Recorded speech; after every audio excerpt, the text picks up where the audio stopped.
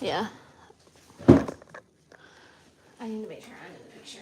Probably should have done this before. Well, that's why we turned it on early. Okay.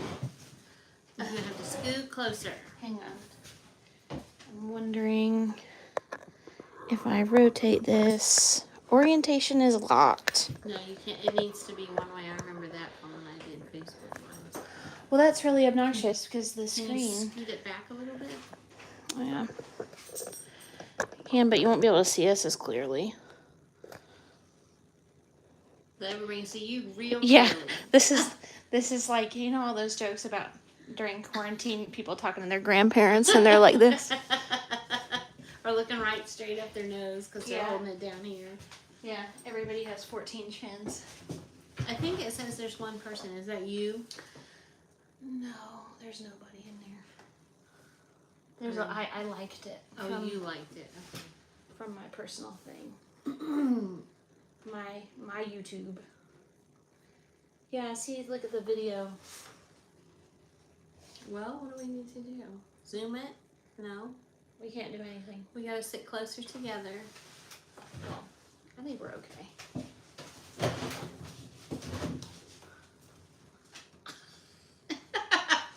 Now we need to turn the camera off. It won't. Remember, I tried to do it and it said that the orientation is locked. No, I mean turn it this way. Now it's mostly on me. You're gonna have to scoot this way. It's not mostly on me. Okay. So when you watch interviews and it looks like they're sitting, like they're doing like this with them, they're probably really standing close together. We have better cameras than we do. Oh. We did have one viewer and then they left. We bored them to death. Yeah. How to and style. What? This. Why did it get category? Where's food? There isn't a food. You gotta pick how to and style. Alright, fine. Okay. I can't see any of the numbers. You have to tell me when it's time. Wait. If you're joining us now, just know we don't know how to operate all this and we're learning. So we're trying to figure it out. We're also early. We're early. But how much early? 3 minutes. Okay. Oh, that's not terrible.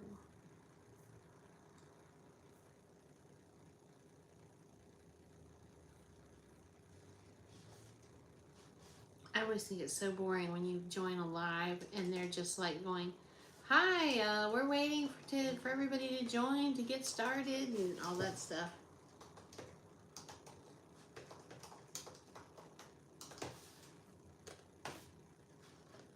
Well, we did click it open early. But I don't have any patience.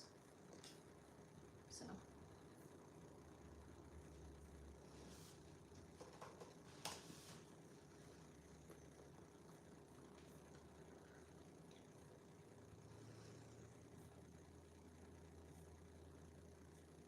Are you looking to see if we're actually live?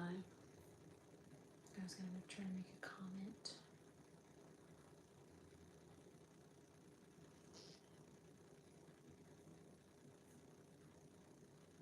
How do I comment? There we go.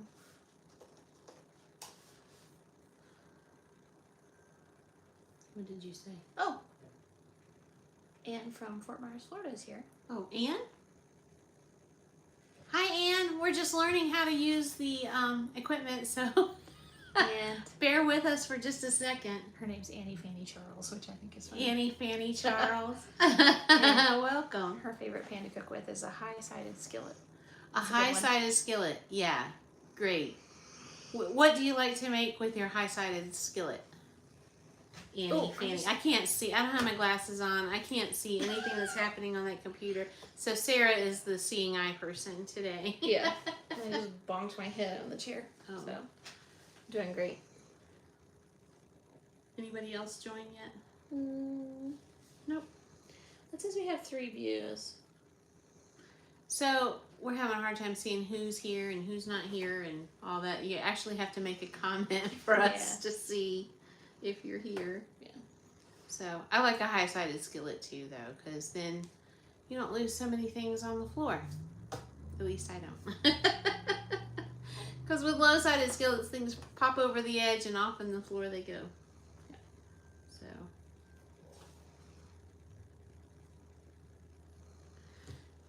Delina Jenkins says hello. Hi, Delina! That's one That's of your... Mo's sister-in-law. Oh, cool. Yeah. I'm So good to see you. Well, I can't see you, but I guess you can see me. Delina, what's your favorite pan to cook with? And if you didn't hear us saying, we're just learning to use the equipment, so it may be a little sketchy this time while we're learning to use the live stuff. Okay.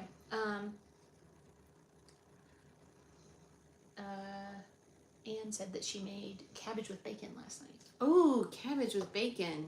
That sounds really good. Okay, since it's just a few of us, what do you do to cut down on gas for your cabbage? It's true. It's a problem. It's a problem. You can't talk about that on a live. I can talk about that on the live. Oh my god. This is my channel. All right. I add potatoes and baking soda. So, what do you do in cooked cabbage? For what? I don't To like cut cabbage. down on gas.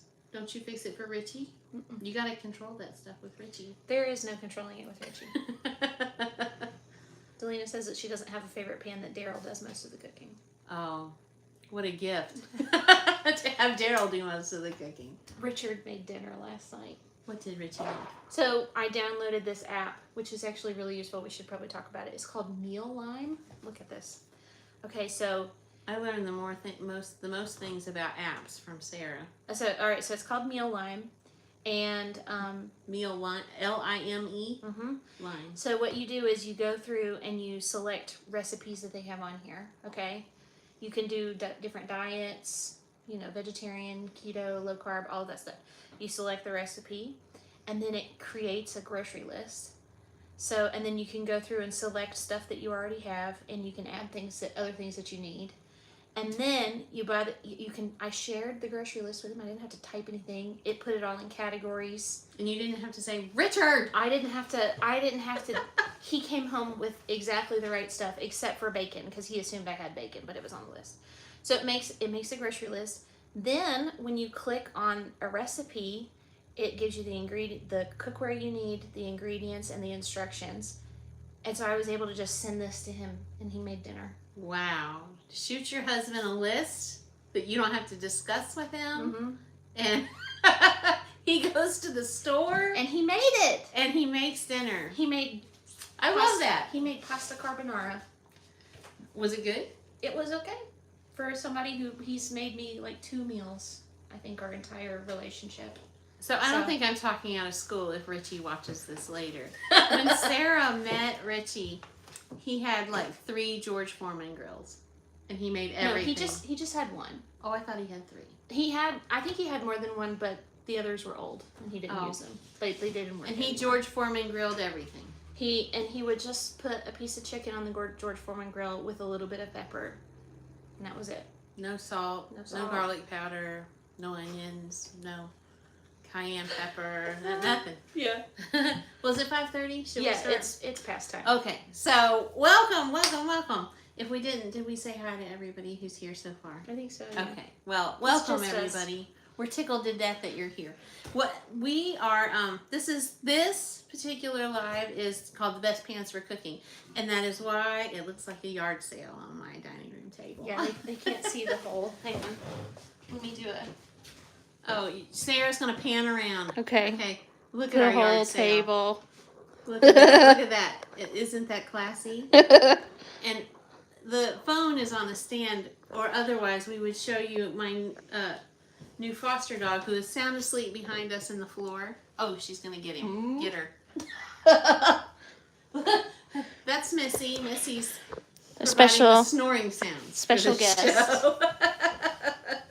You really may hear her snore. Okay, look, you gotta twist it back that way a little bit, or you're not gonna be in the picture. I don't care if I'm not in the picture. Well, I care. Okay. Okay. So, I'm Wendy with Loaves and Dishes, and this is Sarah, who you normally see on the Loaves and Dishes channel on YouTube. Sarah Blackwell. And what we are doing is for the next month, in 1 week, we are doing live cooking shows on Monday evening. And they'll be right here on YouTube. Back during the pandemic, this is how this got started. During the pandemic, when I was stuck at home, I thought, what is something I can do to help make people feel better? And I started doing live cooking shows on Sunday afternoon on Facebook. And I had a lot of people comment that they wish they could join, but they were not part of Facebook and didn't want to be part of Facebook. So I've had many people just really request to have the live cooking shows come back. So that's what we're doing. For a month, we're going to test it out. Is it going to continue past a month? We don't know. We'll see. If it's popular and you enjoy it and people are coming and it's valuable to you, then yeah, we'll do it. But if nobody's coming and it's not of any value to anybody, then no, we won't do it. So we're not going to do cooking today. We're just going to talk about pans today. But we will be doing cooking on the next episodes coming up. Do you want to tell them how they can log on and see, so that you'll know what ingredients you need to have together?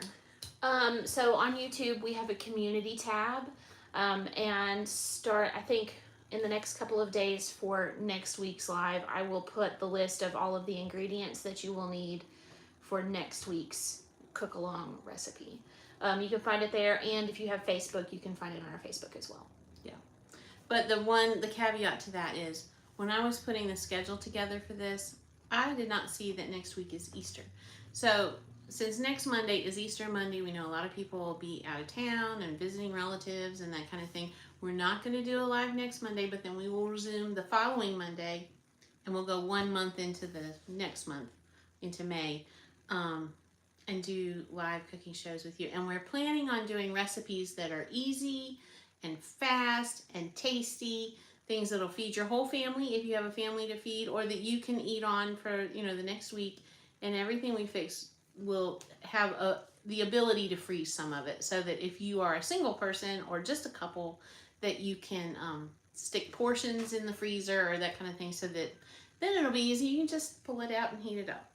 So let me see. So please be patient with us. We're learning we're learning how to do the back end of the YouTube channel with the live. We've never done these before on YouTube, and Sarah is, I don't know if you can see her laptop, because I can't see the cell phone. But Sarah has her laptop open, so she's, if you've got questions or comments or that kind of thing, she'll be fielding those. Sarah, butt in at any point with comments or things, because I can't read the screen. So, let's see. Oh, these are being recorded, we hope. And then will be posted on the channel. So if you miss one and you want to come back and watch it later, just pull up the YouTube channel, and I guess that as soon as we know that it's done recording, we'll try to go ahead and get it posted. I'm talking to you about the Easter Monday. So tell your friends and click the subscribe button and the bell if you haven't done it. That helps. If you click the bell when you log on to YouTube, then it'll tell you when a new video is posted. And the more subscribers we have, the more it boosts us up in the algorithm or something. I don't really know, but that's what I'm supposed to say. Anyway, so if you'll leave me a comment, if you haven't already, what is your favorite pan to cook with? Do you have a favorite pan? And why is it your favorite pan? So I have an entire table of favorite pans sitting here, like we said earlier, like a yard sale. What are some people saying what their favorite pan is? I know that Annie, what is her name?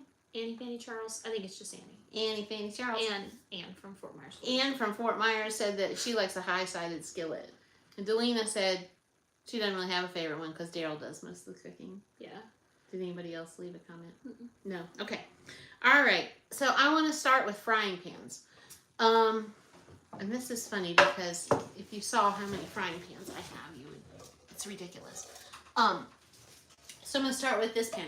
This is a non-stick skillet. It's about 9 inches. I don't know exactly how many.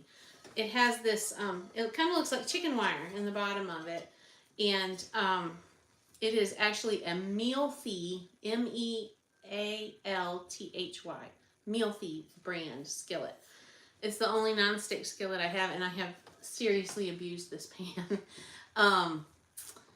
But I like it because, one, it's non-stick, so I do a lot of browning and searing in it, and it has been fantastic because, look, I've had it for 5 years. I've seriously abused it.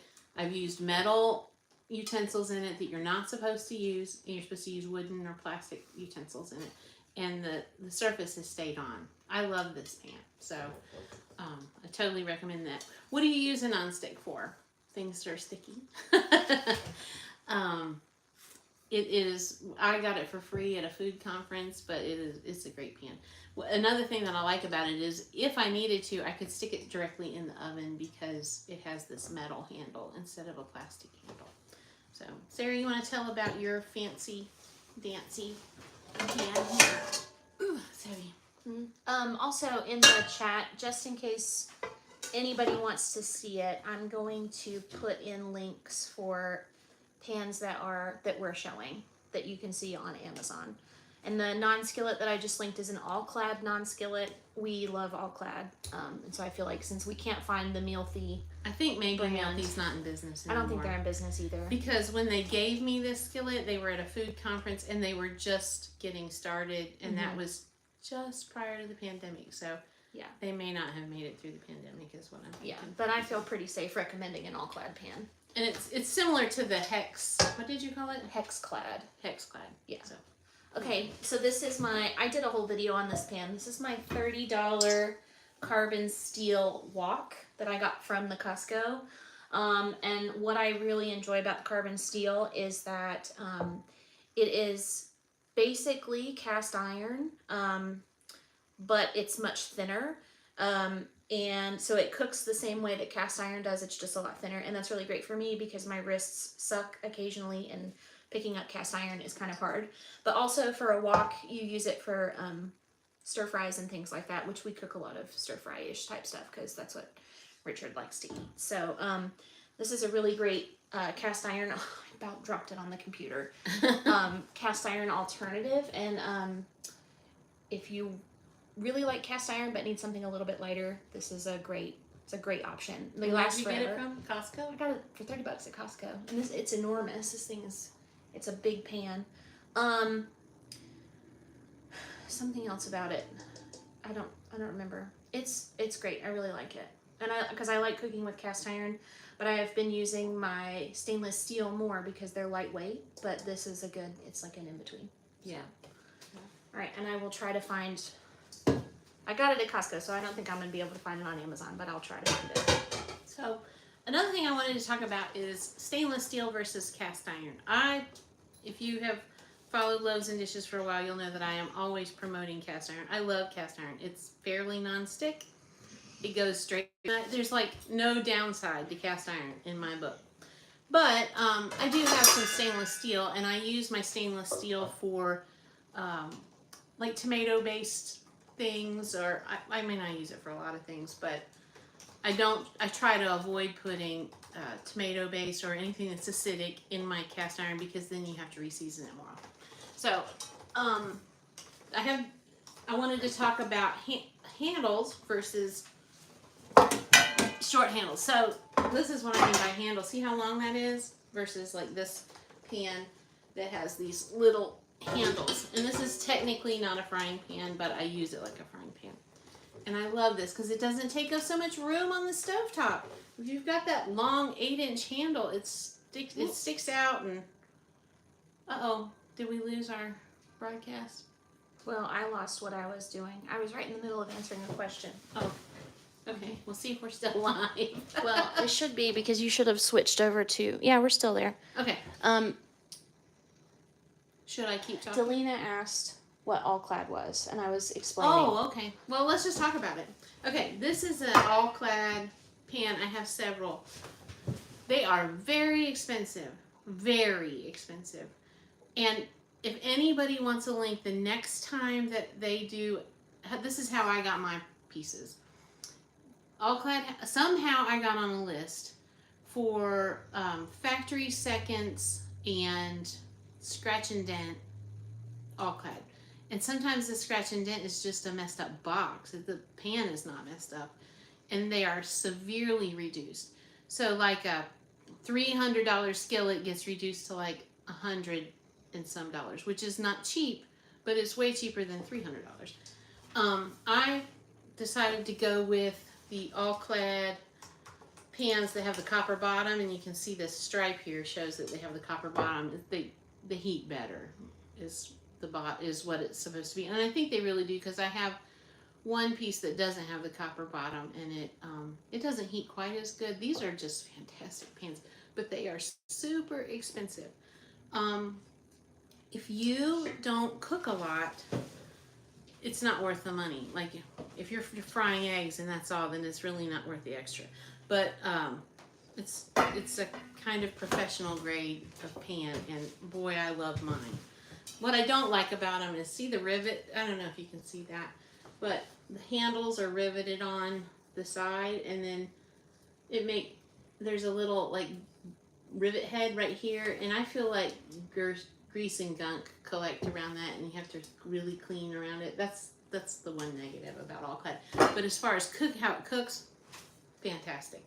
And this one has a lid, and I wanted to talk about lidded frying pans versus no lid.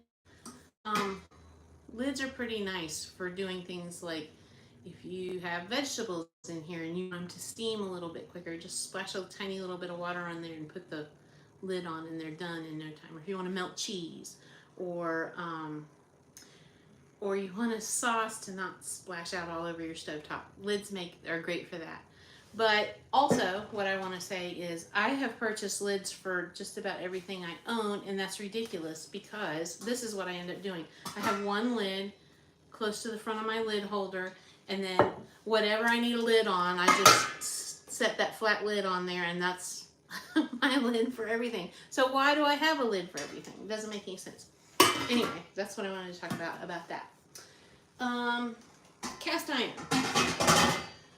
Cast iron skillets come in all shapes and sizes, and I have cast iron skillets that are this big. I have one that's this big. It's the family ashtray out on the front porch. And then, Really? Mm-hmm. Oh. You don't know because you don't smoke. Yeah, but we have some smokers, and that's an ashtray. And then the typical size that you're going to want in a frying pan is like a 10-inch, 12-inch. That big frying pan that I just showed you is a 12-inch. These are 10 inches. This was my mom's frying pan. I've had these, it's forever old. But, and I've eaten out of this pan since I was born. And you can see, it's just as nice as, well, the outside coating, it used to be enamel coated. That's about all worn off. But as far as a cooking surface goes, it still cooks great. This is a square. I just got this out to show you different shapes. This is a grill pan, has grill things in the bottom of it. Cast iron, and it's enamel coated on the outside. Non-stick. It works great. Fantastic. And then the specialty thing I want to show you, I got it from that all clad sale. Seriously, send me your address, your email address. If you want me to forward that sale to you, you just have to give them your email address and agree that you're not gonna, I think, resell the pans or something.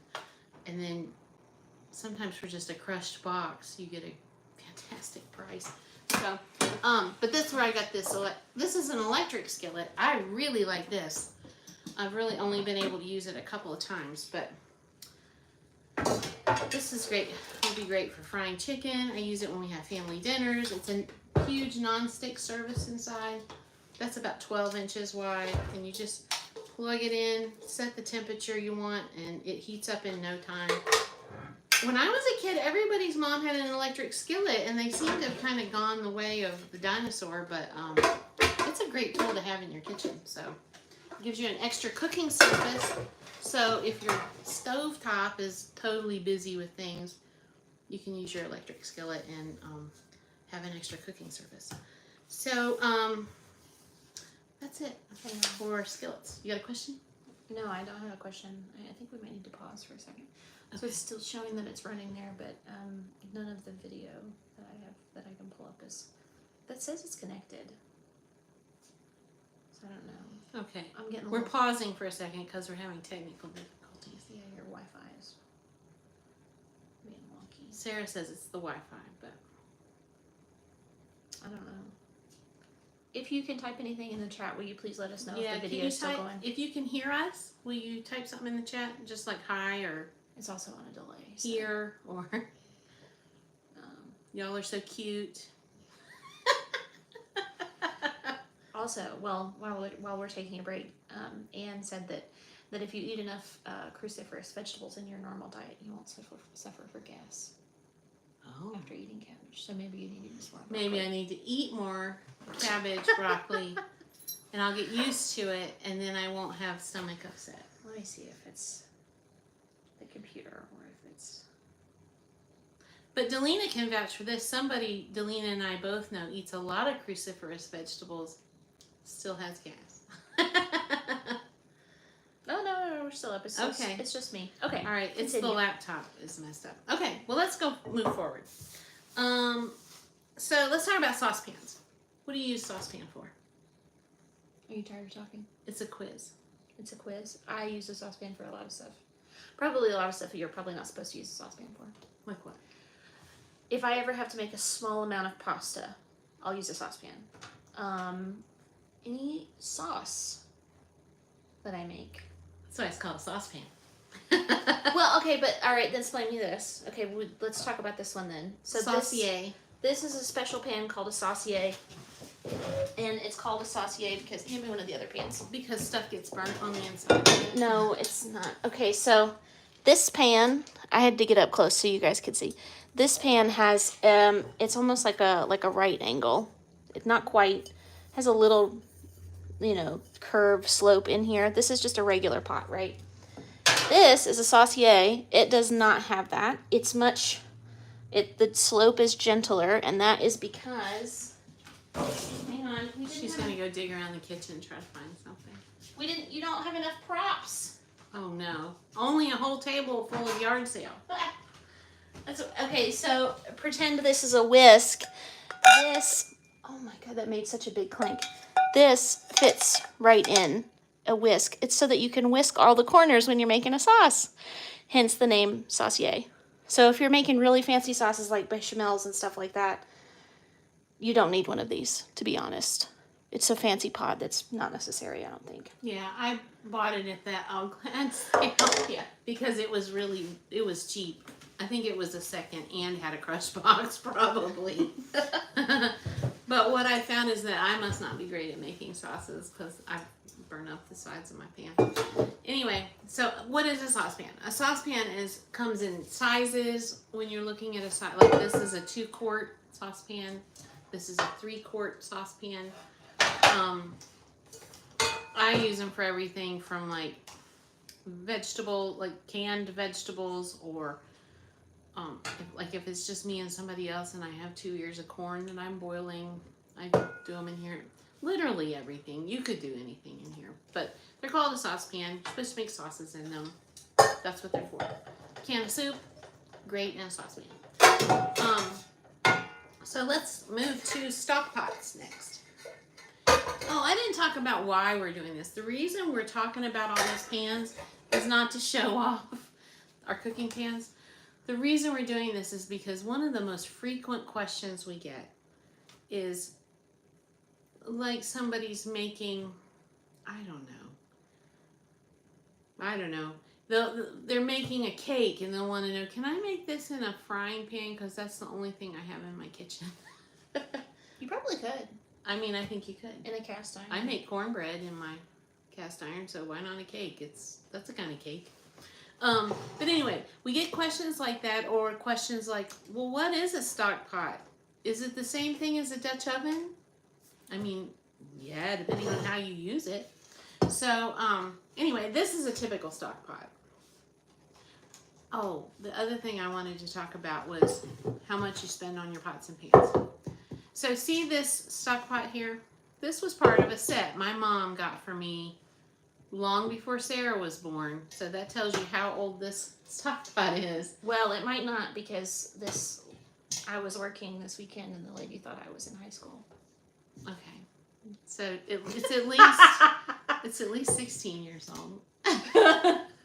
It's at least double that. Anyway, so Sarah, like that frying pan I've eaten out of my entire life, Sarah's eaten out of this pan her entire life. This is a Farberware brand, and it has lasted all these years. I still use it all the time. At least twice a week I'm using this for something. And I have some other more name brand pots, but I just grabbed this one because I'm used to it. It's lightweight, has a heavy bottom. It's great. So you don't have to spend a fortune on pots and pans to have something that's really excellent. A stock pot is usually made for making larger quantities of things. Soups, stews, sauce, large quantities of sauces like spaghetti sauce, that kind of thing. You can use, though, let's say you have limited space in your cabinet. I wouldn't buy a stock pot then. I would buy a Dutch oven. And this is a question we got the other week. I'm going to turn this over so you can look at these. This is a Le Creuset Dutch oven, and this is a Lodge Dutch oven. I have Le Creuset Dutch ovens in about 3 sizes that get great big, and the reason I didn't bring the great big one in here is because it's very heavy. This is the big Dutch oven is like a $500 pot. I didn't pay that. Sarah and I went to a Le Creuset. What kind of sale was that called? Well, it was like a sale, but they weren't really giving a good discount. But what we went for was the mystery boxes. They had $50 mystery boxes that were like their scratch and dent stuff. Yeah, they said that they guaranteed it was worth like $100, and it was. So I bought both of us a $50 ticket, and we ended up with like $400 or $500 Dutch ovens. It was crazy what we got. We had good luck that day. We had great luck that day. But anyway, what I wanted to show you was the difference to me in like Le Creuset versus a Lodge is that the Le Creuset doesn't discolor on the inside. I haven't used the small one that much, but that's the color it starts out as, and they pretty well stay that color. And there's a special cleaner you can buy that I found really only works on the Le Creuset. But the Lodge, like the $500 Le Creuset, that's this size, would be $500. This Lodge pot prior to COVID was like $55, and now they're about $100. But you could buy several of those for one Le Creuset. But this is what's happened to my Lodge. Every time I have a Lodge, see how it discolors on the inside? It doesn't change the taste of your food. It's not coming off on your food. It just discolors when you accidentally burn something. So that's me. Anyway, but they're good quality. You can get one at Target. If you look at Target online or Amazon. Anyway, that's kind of the difference in those two things. They're enamel coated, cast iron. You can use them on the stovetop. You can stick them in the oven. They're for making, braised foods, or if you don't have the lid on it and it's on the stovetop, you can use it for, just like you do your stock pot, to make stocks or soups or, chicken and dumplings, whatever you're making. I use mine for everything. You can make bread in them too. Oh yeah, you can make bread in them. Mm-hmm. That's right. I have done that too. They're kind of all-purpose, I think. Yeah, that's a great all-purpose pan to have. If you could only have just a few pans, that's one of the ones I would have. They are expensive. Yeah. Let's see here. Okay, let's talk about baking dishes next. Baking dishes. All right, baking dishes are for baking. Obviously, they come in all sizes. This is a 2-quart baker. This is a 9x9 baking dish. if you've watched anything that I've made on loaves and dishes in a 9x13, you've seen this pan every single time. I love this pan because it comes with this lid. So when you're done baking what you're baking, you just put the lid on it and it goes right in the fridge. Or if it's a cake that can sit out, you just put the lid on it, stick it on the counter. Materials. This is a glass baking dish. This is like a pottery style baking dish, and this is too. I don't have a preference, one or the other. So, you got anything to say about baking dishes? No, except for that with the Le Creuset. Yeah, I'm trying. Le Creuset. It's Le Creuset. Sometimes you can find that and Staub and stuff at Marshall's and TJ Maxx. So for a great price. Yeah. That's it. Yeah. Okay. I'm all about getting a deal. Okay, let's talk about these baking sheets. Don't look at my baking sheet and go, "Oh, that's so gross," because I have baked literally everything in it forever, and it's kind of discolored. But so this is a baking sheet right here. This is a non-stick baking sheet. I don't really like my non-stick baking sheet, but I wanted to show you in case you didn't know that you can get a non-stick baking sheet. You can pick up a pack of 3 of these, or maybe it's 2, at Sam's Club for $10. They're aluminum. I'm going to tell you, when they're shiny and bright, they bake better than when they get all burnt up and dark like this one. But you can also just put a sheet of aluminum foil in there, and that's what I generally do. It restores the good quality of baking with a shiny sheet. And I wanted to see, this is a trick question. Look at this baking sheet with holes in it. What do you think about that? You got a comment? Okay, the trick is it's not a baking sheet. It's for grilling vegetables on the grill. But anyway, okay. Fancy grill pan. It's a fancy grill pan, which I haven't actually used that much because I got it at the end of the summer last year. Delaney asked what it was used for. Oh, it's for grilling vegetables.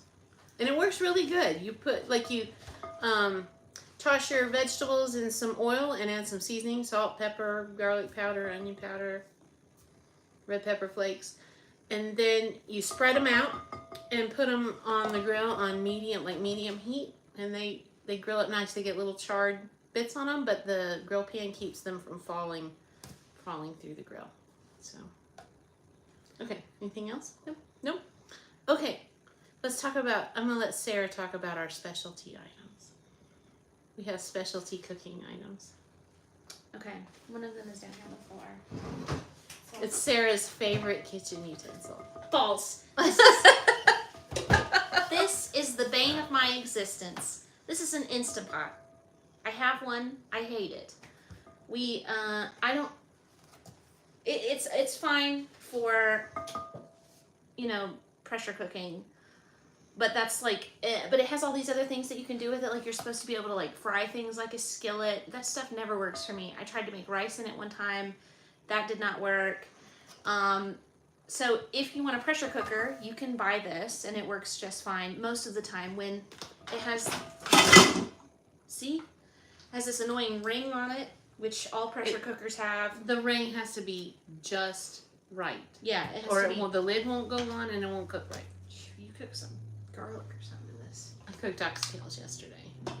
Okay. And I haven't run it through the dishwasher. I just hand washed it. Yeah, I can smell it. That was something I wanted to talk about. If you don't get the lid on it just right, it won't work. And then, you set it to cook and it doesn't do anything. Half the time when I go to use it, stuff burns. I can't make mine work right. So I would not recommend getting an Instant Pot. I'd recommend just getting a plain old pressure cooker. Mm-hmm. If that's what you're wanting this for. Because a regular pressure cooker will do the same stuff. And it will do what it's supposed to do without all of this extra crap. I feel like some of these kitchen gadgets are just to try to get you to buy the next big thing, and it's not actually useful. And people get all woo on the internet about, all Instant Pot crazy, when really you could save money, get a stovetop pressure cooker. You could probably find a pressure cooker at Goodwill for $5. Yeah. So I did want to talk. The reason Sarah's stuff burns, I'm going to show you. See this little dilly bob right here? It has to be turned just right, and it has to be seated in there just right. So It took me forever to learn that. I burned stuff with it a lot too, but till I figured out this. This has to be seated just right, and the ring has to be on there just right. And you have to, before you start, like visually inspect it, mess with it, feel it, make sure it's down on that ring. I never had to do this with my stovetop pressure cooker. I wish it hadn't broken. But, and I agree, this stuff here that's too much. It does, and all those other functions, I haven't been able to get them to work right, but it works fine for pressure cooking. If you have an Instapot and you love it, good for you. I hate it. I know, I'm not fond of it either. The good news is, though, this whole thing will go in the dishwasher. Like, you can just take the ring off and put it in the dishwasher. But if you don't know to, like, take the ring off and wash it, what happens is what Sarah just said when she pulled the lid off. I made oxtails yesterday, and they were some kind of good. But the smell gets, like, trapped in there, and you really need to put it in the dishwasher. So I'll dishwash this, but I had to wash it by hand so that I could show you all the Instant Pot. And then, oh, this is what gets me. I have to fool around with that lid to get the lid to go on. Yeah. Okay, you want to grab the crock pot? Yeah. Here. This is probably my favorite kitchen. Yeah, I would agree. This is the best. This is the set it and forget it machine. Yeah. I just had to buy a new one because my other one broke. Crock pots come in every size you can imagine. There's little tiny crock pots like this that you can do for like 1 or 2 person cooking, all the way up to, I have the big Mighty Max ones. I have several really big ones that I use for like when we're doing huge family events and that kind of thing. But this is a standard size crock pot, and this is my new crock pot. And I'm going to tell you, I did a lot of investigation before I bought a crock pot this past winter, I guess it was, or fall. And I have a friend, Fran, I don't think she'll mind me telling on her. She was asking me to help her find a new crock pot.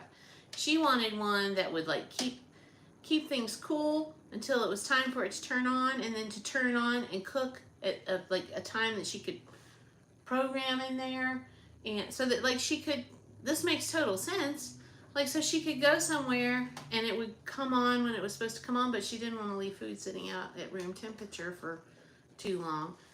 But that's not really, crock pots don't do all that. They're highly programmable depending on which one you get, but they won't do all that. So I think for your money, you're better off to go with one that's just like, you know, like set it and forget it for the next 8 to 10 hours. Yeah. So this is a crock pot brand. It's not, like I usually go with what Cooks Illustrated recommends. It is not what Cooks Illustrated recommended, but it was, they have it on sale at Sam's Club. So. Oh, okay. And I'm very happy with it. So Mom has a big fancy all-clad brand crock pot, and then this one, which is a cheaper brand that you can get at like Walmart. Mm-hmm. And you've probably had like a Hamilton Beach and, you know, like all of those that are just inexpensive brands. Do you notice a difference with your all-clad one that would have cost like $300 or $400 if you got it new? Yeah, I got that all-clad at a Goodwill, at a thrift store place. It is essentially, programming-wise, it is exactly the same as this crockpot brand. I don't like the pot that's in it as good. It doesn't clean up as well as this one, and I actually like the crockpot brand one better than my fancy all-clad one. But I bought it because it was an all-clad brand. Anyway, the best one I have is one I bought about, that silver one. It's at least 20 years old, at least. And it's the best one, but it's one of the big Mac Daddy big crock pots. So yeah.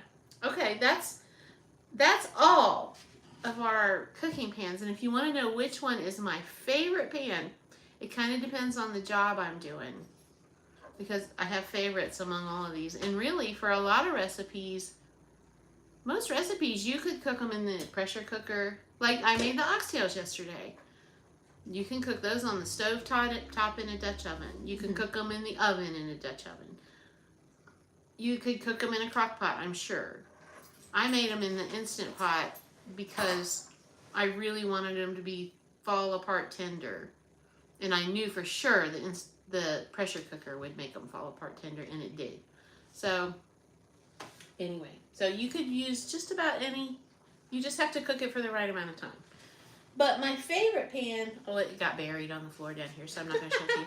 But it is that frying pan that I've been eating out of my whole life. It used to be enamel coated on the outside, and now it's just kind of yucky looking on the outside. But it's a great cast iron pan. I love it, just because I have grown up eating it. Do you have a favorite pan?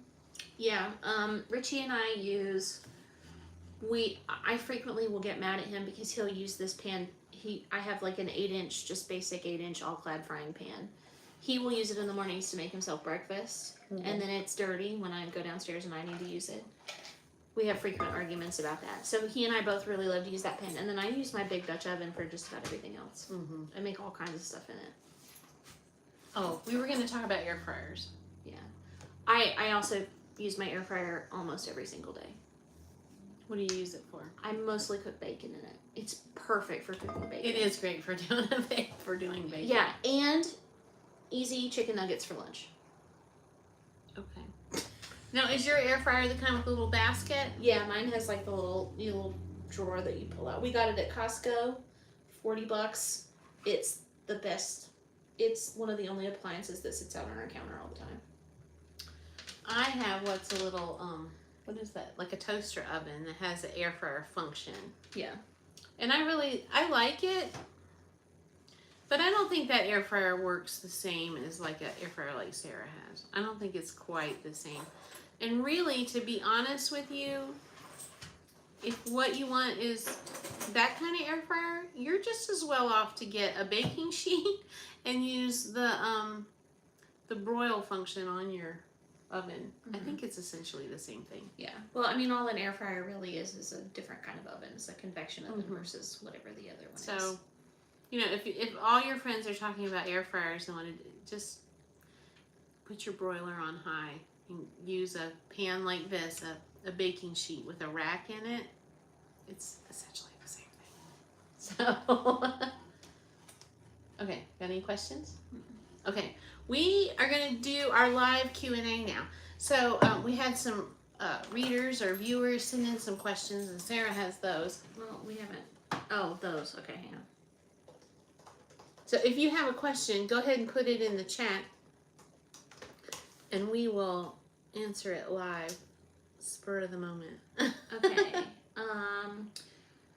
Someone's making pinto beans and they only have a small metal saucepan. Will that work?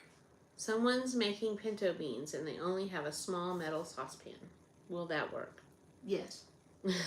Yeah, because you can cook almost anything in any pan you have, depending on, you just have to use the right technique. Yeah. The limiting factor is going to be how many pinto beans can you use. So in a small metal saucepan, that's going to be enough to feed like 1 or 2 people. If it's like a 2-quart saucepan.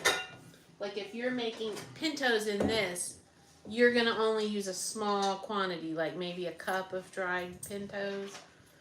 And a cup of dried pintos, once you make them, is probably going to come up to about here. And you gotta leave some extra room for splattering and boiling. So yes, you can make pintos in there. You're not going to make a lot of them though. Yeah. And usually when people make pintos, they want to make a large quantity, but you don't have to make a large quantity. So yeah, you can make pintos in a small saucepan. Okay, somebody asked that they want to make a cake, but that the recipe calls for 3 cake pans and they only have 2. What should they do? What do you do with only 2 cake pans? Anybody got an answer for that? And it's a 3-layer cake. I'm going to tell you what I think. So, my carrot cake is a 3-layer cake. You have to have 3 cake pans.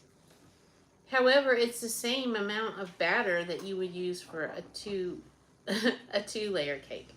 You just are dividing the batter up in three parts.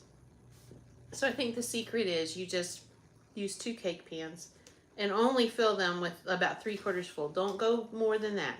And if you have more batter than that, just make cupcakes or something with it. But don't don't overfill your cake pan or it's going to come out the top. So do you have an answer for that? I was going to say that if you're desperate to have a 3-layer cake and you only have like 1 or 2 pans, I would separate the batter into 3 bowls equally and then cook them one at a time. Okay. That would take longer, but if that's what you want to do, you can do it. Here's something also you need to know. Whatever the recipe calls for, if it's a two-layer cake or a 3-layer cake or a sheet cake, you can cook in any pan, you can cook your cake in any pan too. I mean, you can make a sheet cake out of your 3-layer cake recipe. You're just gonna, you might have use a little less batter, or you might need less icing, but it's not gonna make the cake taste worse if it's in a sheet pan instead of a layer cake. You would have to adjust the cooking time. Yeah, and the you're gonna have to temperature. adjust, but you'll know it's done when you stick a toothpick in it and it comes out clean. So see, you can use any pan you need. Yep. Okay. And the last one that we got was they were wanting to know about stock pots made from different manufacturers. So, like, is it worth it to buy the Le Creuset versus the Lodge brand? We already kind of answered that. What Yeah. do you have to say about that? I think. Well, I don't know because I've never cooked with a Lodge. Well, maybe some other brand versus. But I'm also kind of bougie, and I have a lot of brand loyalty. Like, I like Dyson stuff. So, like, I have a Dyson vacuum. I have a Dyson hairdryer. I spend a lot of money so that I can have a Dyson because I know that they work. I don't know how they work. And, like, same for the pans. I mostly have all clad and cast iron. I have one Made In brand pan, and I like it. And then I have my Le Creuset Dutch oven. I did have a Le Creuset dish similar to this one, but I dropped it and broke it. It was a sad day. I got a call about that. Yeah. Twisted my ankle really bad. Anyway, so I would prefer, I think that with the Le Creuset, I think it's going to last forever. So the way I see it is I spend $300 now, and then I have a pan that's going to last me my entire life. Versus the Lodge, you might spend $50 on a pan, and then it's going to get discolored and gross looking, and then you're going to feel like you want to replace it. Does it cook the same? Probably mostly to people who don't cook all the time, but we cook all the time. So Right. I feel like we would notice a difference, but if you're just like the average cook who's making like maybe a couple meals a week at home, a Lodge would probably be fine. Yeah. But also, I got mine on a discount. I only paid $50 for it. For that with a whole bunch of other stuff. So. Yeah, I'm going to say go with whatever you're buying, buy the best that you can afford. But don't not make your car payment and instead buy a fancy pan. Mm-hmm. Just buy the best you can afford. And then when the time comes to replace that pan, if you need to replace it in the future, then at that time buy the best one you can buy. But I'm going to also share this with you. When I first got my own place, I went to Big Lots and bought cheap pans because I just needed something to cook in. And then because I'm who I am, I couldn't throw them out when I could afford better. So I just kept using them until finally like a handle fell off or something. And I was stuck with those crappy pans for years. So do buy the best you can buy. Yeah. What I should have done was figure out how much money I had to spend on pans and then gone to a reputable pan seller and bought the best ones I could afford. And really, starting out, all I really needed was like a small saucepan, either a large saucepan or a small stock pot, and a frying pan and a baking sheet, and that would have been sufficient for everything I needed to do. Yeah. So I have regretted over and over and over again spending like $3 on a saucepan at Big Lots rather than like going to Belk, for instance, and buying a $20 saucepan, because they would have lasted the same amount of time probably, and I wouldn't have hated that pan because I hated that $3 pan. Mm-hmm.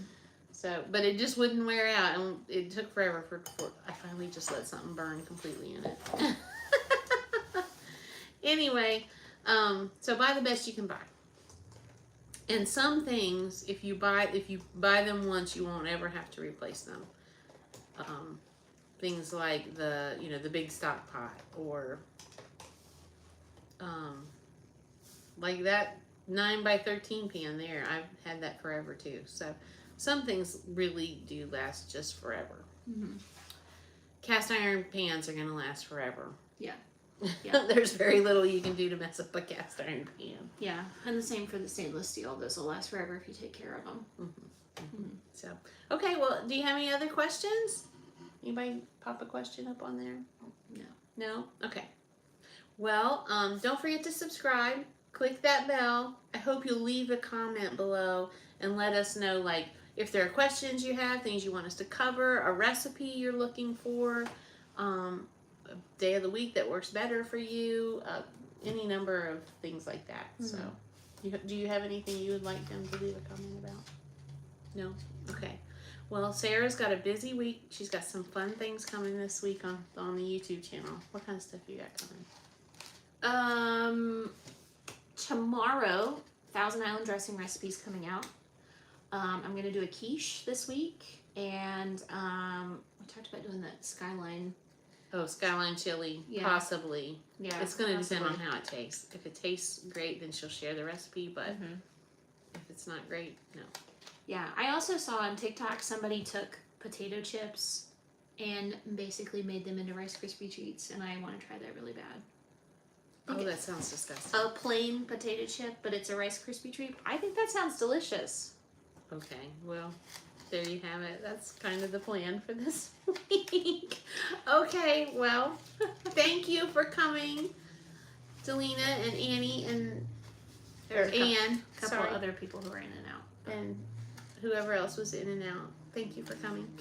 And if there's anything we can cover for you, we will be happy to do it. If I can find some more oxtails, I'm going to share my oxtail recipe. That'll be an Instant Pot recipe. So I'm not going to ask Sarah to do it. I'll do it myself. Yeah, I don't like an Instant Pot. Yeah. Okay. That it? That's it. All right. Okay, Well, thank you. I guess Sarah's going to turn this off. Yeah, I have to hope that if I come over here that it will. Right up your nose. Yeah. How do I undo this? I guess There we go.